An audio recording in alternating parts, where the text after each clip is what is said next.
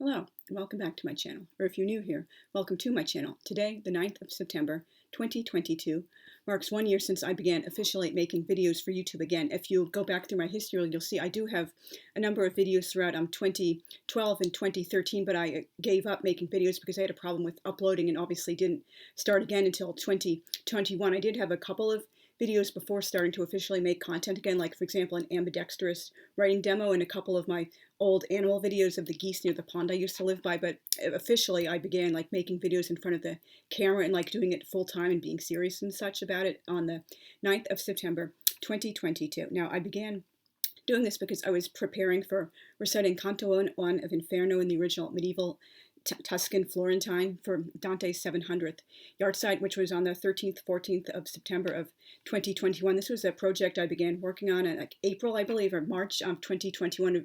Originally, I was only planning to do like the first 12 lines, which I also know in English in the Lawrence Binion translation. Then I expanded it to the first 21 lines. And then I figured go big or go home, and I decided to memorize the entire canto. And then I also began working on Canto 2. Unfortunately, I kind of had to put that on the deep back burner for a while because I was basically like putting all my energy and focus on learning 1 to perfection for the recitation video. But thankfully, I did finally get back recently to Canto 2. I rememorized the first 45 lines, and now I'm working again on memorizing new lines, and hopefully I will have a sneak preview video of what I know very soon for Dante's 700 first yahrzeit. So anyway, I started doing QuickTime recording, which I'm doing right now, and I've done most of. Sometimes I have done like videos on my iPad. My father gave me an old iPad of his, which has a couple of cracks on the screen, but unfortunately the microphone on both my iPad and my iPhone went bluey, so I'll have to get a thing to attach to it, like a microphone that blurs out the actual microphone of the device. There is one right now, but I haven't figured out how to use it, but hopefully I can start doing that soon, so I won't have to constantly like move my videos back and forth from the computer and the iPad, because obviously that's a long, arduous process and such. Now, editing was a long, slow learning curve because obviously I'm over 40, and even though I grew up with computers, I've been with a Mac since OS 1.0 all the way back in 1984. Like editing videos and such was not something I needed to have a reason to learn how to do at all until very, very recently. The thing I've always known is about like, word processing on the computer, and sometimes some like graphic design and like how to format, like for example, like Quark and like similar programs like that. But anyway, because I didn't shoot videos, I had no need to do it. And I also never needed to do that for work at all anyway, even when I worked at a newspaper, because obviously that's just not what we did. And it took about like a month and a half, I think, to learn how to insert images properly. I'm so embarrassed at the earliest videos with image insertion. Like at first I thought, oh, you have to like make them into a little video and insert that into the video itself, instead of like, oh, you can just insert the images one by one. You don't have to do any special like extra steps to do that. And then I was getting they were like cut off like at the sides or blurry, and I didn't realize you could like fit them into the screen too. So obviously that was really embarrassing. I didn't know how to do that. And finally in December of 2021, for my video about the book The Play of God by Devi Vanamali, I figured out how to like finally get them full size into the screen without like blurring or cutting off anything. But unfortunately that video doesn't have any comments today, and I was really proud of that video too, because that's one of my all-time favorite books. But as I discovered after looking at the playback, I wasn't even looking at the screen directly. I was basically like looking at my computer screen as I was, being recorded on the iPad. So that was like a big snafu again, just a very, very big, steep learning curve for me. And it did take a bit longer to finally figure out how to insert text into the image properly. I did figure out pretty early on like how to insert text, but that was like having the text appear throughout the entire sample, and I just wanted it, at a certain point in the video, and I realized, oh, you're supposed to split the clip and then you insert the text into the beginning of that clip you want, and then it'll quickly disappear, and then obviously you can play around with the typeface and the color and the size and the placement and such like that, because I'm only using iMovie, so it's pretty much basic stuff. I'm over the age of 40, so I didn't grow up with all this like bells and whistles video editing, and I never had a job where I needed to do that kind of thing. And I did learn pretty early on how to delete frames. Like for example, if I lose my voice or have to cough or clear my throat or take a drink of water, I just like mess up and have to start all over again. Obviously I'm going to be deleting that frame, and I am very happy and excited I had an excuse to learn how to do video editing, because this is obviously a very important skill for me. Now, unfortunately, I'm still not really familiar with how to do any bells and whistles I see all these like young whippersnappers doing on YouTube, like for example, like inserting music or doing like filters, like for example, if you want yourself to look like a cat or like teardrops or like a pig face or something like that, or doing like a slow-mo replay of something you thought was funny, or like doing a fast speed up thing to sound like the Chipmunks or something like that, or particularly I'm recording a screen, like for example, one video I've been wanting to do for a while is showing how I format books, and this will be for both BookTube and AuthorTube, like for example, the kind of format that would feel comfortable for reading, like you don't want words like falling into the gutter, and neither do you want like way too wide margins, and also like when you're formatting your book for publication, you just want certain parameters, like for example, like the trim size and such like that, but I won't be able to do that video until I figure out how to like record myself doing something on the screen and do a video at the same time. Now, I have to be honest, I'm kind of like humiliated when I see low views for a video, particularly if it has like under 10 views, particularly if I worked really hard on a video, if it was like a really personal subject for me or something I worked, really hard on, or something I finally learned for the first time how to do something properly in editing, but I guess like you move on, the algorithm buries a video if it doesn't have a certain number of views within the first few days, and if it still has like, 8 views almost a year later, chances are it's not going to have any views. Like for example, I really was happy about my video I did on remembering George Harrison 20 years after he left the material world on last November the 29th on his 20th death anniversary, and that only got 8 views and only one person commented. So unfortunately, that's just the way the cookie crumbles sometimes, particularly when you're a tiny YouTuber and most people don't know you from Adam. And you have to look at your like algorithms and too, your analytics. They have really low click-through rates, and that's another thing that's really humiliating. Like you're wondering, like, why do these people only watch like an average of like 1 minute or 2 minutes or even 30 seconds? Is it that boring? Am I too serious and intense? Is my content too niche? Do my thumbnails suck? And you just have to like hopefully concentrate on the few people who are watching all the way through, and maybe eventually that will grow into maybe like at least 5 or 10 people who care to watch the entire video and leave a comment on it. And obviously like flatline views are obviously really not something you should be happy about. And the comments, I really do like seeing comments from people, particularly I say now in the videos, I'm not trying to sound like a pest or an annoying person, but it's just really important to make friends with people and just kind of like network and learn how to improve my channel. Like for example, what people want to see more of, what they want to see less of, and just things I could just do better, like do more of in future. And when I don't see any comments from people, I'm wondering, how many people actually watch this video all the way through? And when I see more likes than comments, it's like, did these people just mindlessly like the video because it had certain like keywords in the title or certain tags I used? Because if they had watched all the way through, they probably would have left an actual comment instead of just being, bots liking the video. So that's like very confusing for me. Now, I can admit my earliest thumbnails suck, and even now I'm not particularly stellar at making thumbnails. Like I kind of don't blame people for not like clicking through or watching all the way on my very earliest videos. Many times I would forget I even had to take a thumbnail, and I would have to pose later after the fact holding up the book or whatever like that, or sometimes like inserting text into the image in preview after exporting it from the photo booth app on the Mac. And just like I hopefully have gotten a little bit better as time goes on, but again, I'm a dinosaur, so I'm like making these videos on a computer and an iPad. I'm generally almost never looking at videos on a phone, so I'm making them the way like someone also watching on a computer would look at thumbnails, so they can like see like text in different ways and such like that. And I personally don't think I would ever like want to spend like 4 to 5 hours making a thumbnail. Like what would be the point of that? And particularly thankfully this is apparently becoming like outdated advice most people aren't giving anymore, like to do like goofy exaggerated expression in your thumbnail. That's not who I am at all, and if people saw me doing that, they would know that's just trying to be a fake person to attract more views and such like that. I've seen a lot of contradictory advice from channels about how to, grow your brand and get more subscribers and improve your content and things like that. They'll say, like, for example, don't say hello, don't say goodbye, don't spend even 20 seconds giving background about yourself or the topic, because that will make people lose interest, and we don't want that to happen. Cater your videos to lowest common denominator and like microscopic attention spans. Don't say goodbye.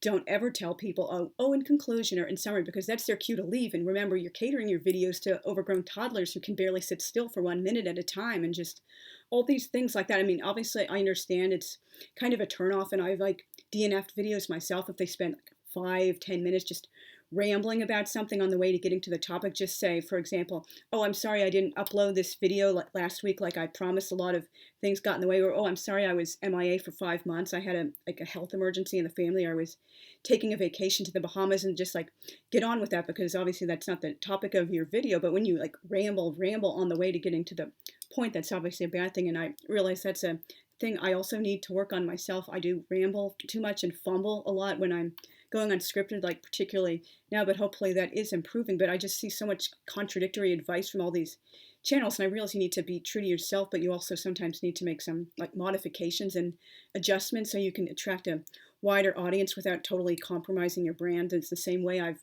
learned how to adapt my admittedly old-fashioned writing style to be more like palatable to modern audiences without like completely like dumbing down and watering down my established style and voice and the things I like to write about.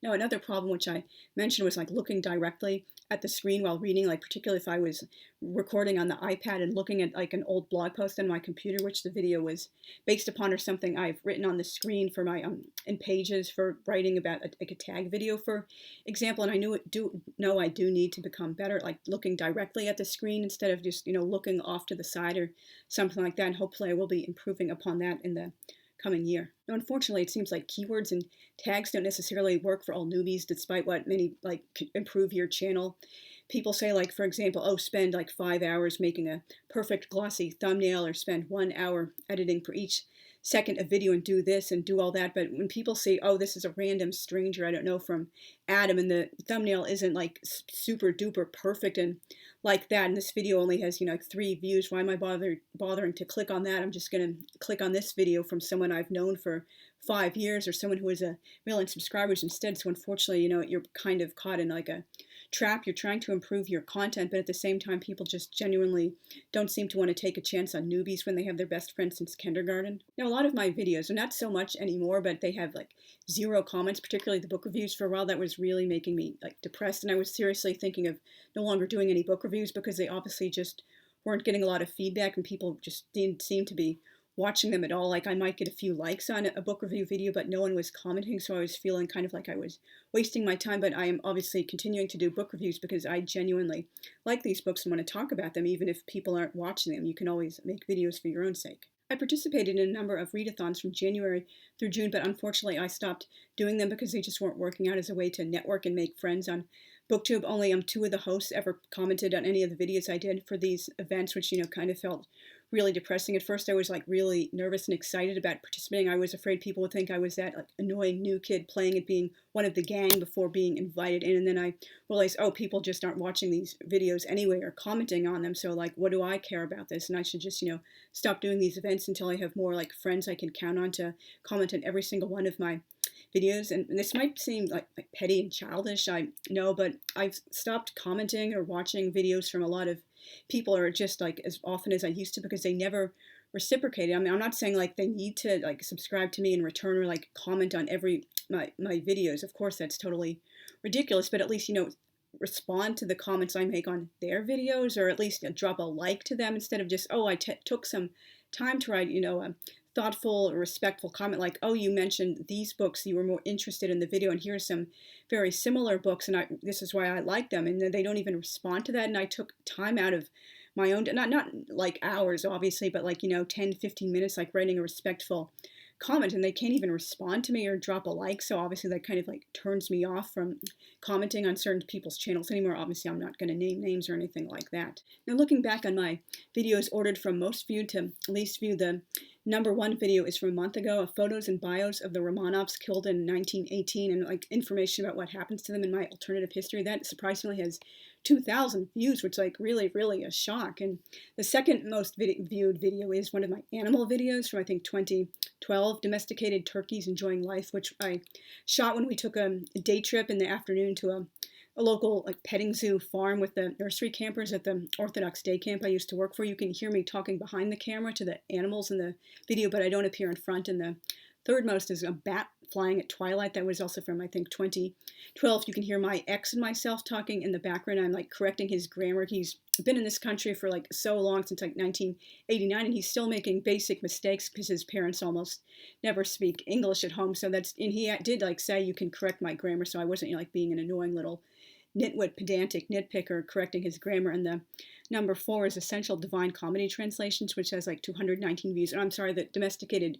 Turkeys has 232 views, and the Bat Flying at Twilight has, I think, 239 views, and the Essential Divine Comedy Translations has like 219. I believe I just said that.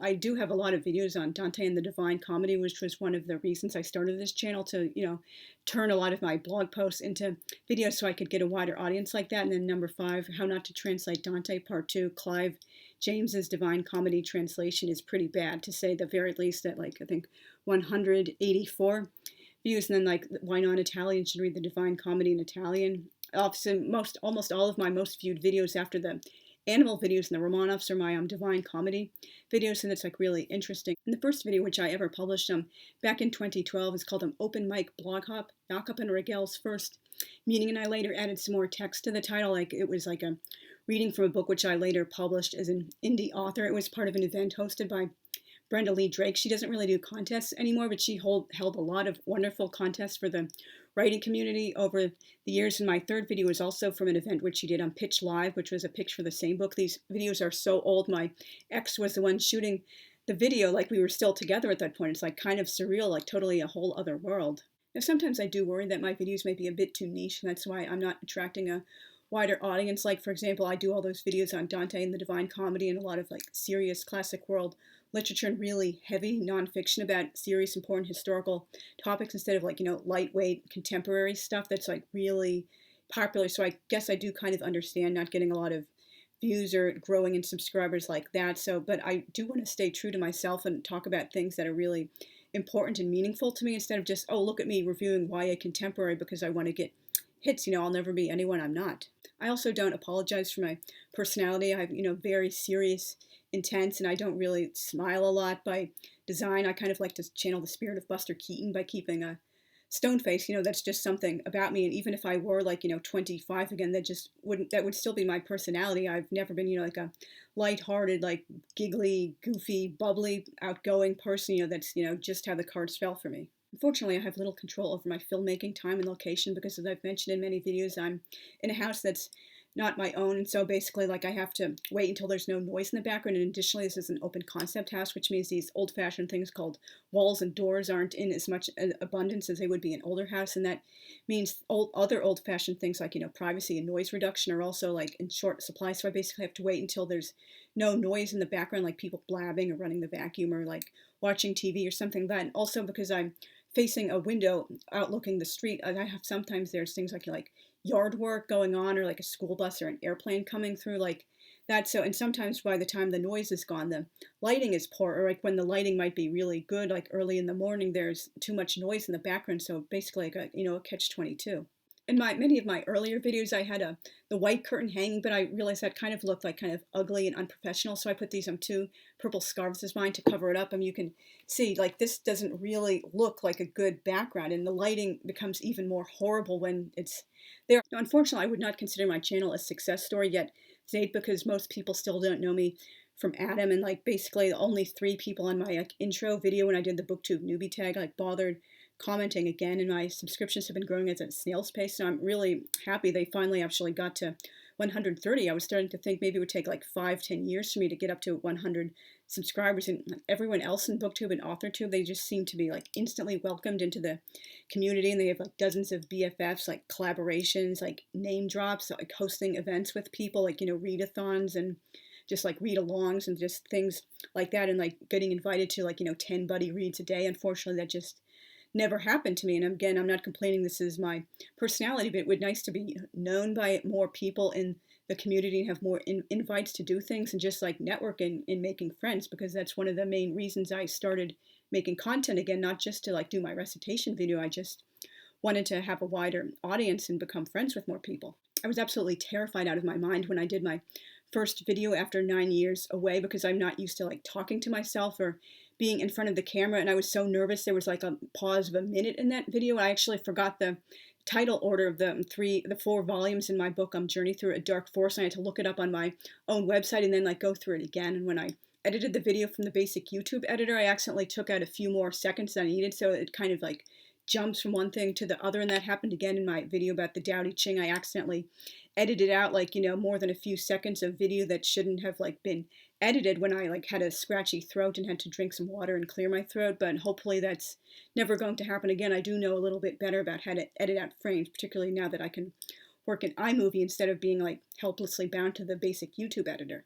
And when I started doing videos, I became aware of like a nervous tic. I had obviously known for a while I had this tic, but like, seeing yourself on camera actually doing it, particularly so often, it drives home what a bad habit it is. And I really stopped doing it. I was like, I used to wear French hook earrings most of the time, and I'm first and second lobe piercings. I was like fiddling with them like crazy during all these early videos. And I was like, wow, I need to really, really stop this. So I started, like wearing hoops in the first one so I wouldn't be able to like tug on them as much. As I mentioned many times, I'm planning to do a series on the Decameron by Giovanni Boccaccio, one of the greatest all-time classic works of Italian literature and world literature as well. Once I got to 100 subscribers, I'm now past 100 subscribers, but I just feel like it wouldn't be the right time yet, because I feel maybe like at least 5 to 10 people need to be commenting on each video on average before I launch so much time and effort and love into like writing and researching and gathering images and putting together the videos before I take on that great commitment. And I'm still really, really looking forward to hopefully doing this